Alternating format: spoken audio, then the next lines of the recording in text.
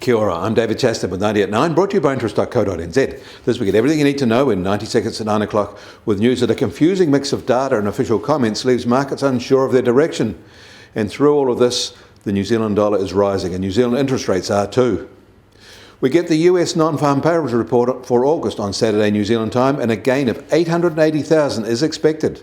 Today, however, the precursor ADP employment report was released, showing a gain of only 330,000, which is less than half that expected gain of 700,000.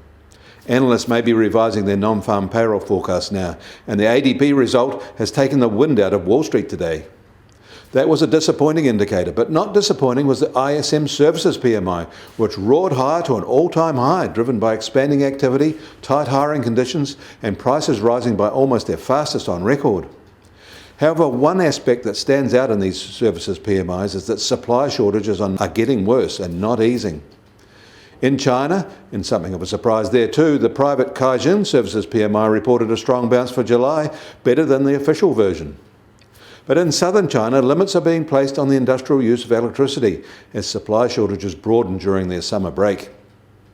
In the EU, retail sales were up strongly in June, a more impressive result than it may seem because it is a strong gain over the sharply rebounded June 2020 result. It is the type of gain that is unusual for the EU. However, it was Germany that provided most of this impetus. Generally, the rest of the countries there turned in pretty lacklustre results.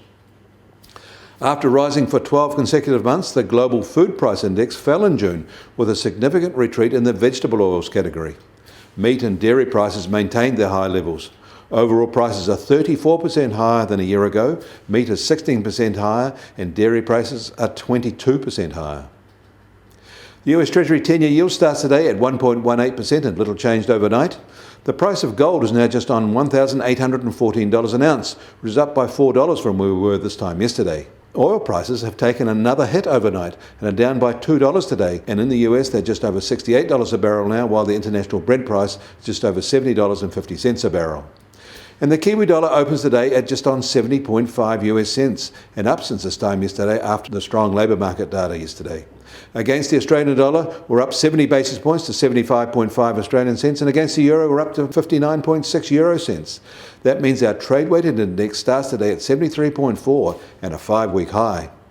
We welcome your feedback on these issues. Leave a comment below or on our website. Kia ora, I'm David Chaston. That was 90 at 9, brought to you by interest.co.nz.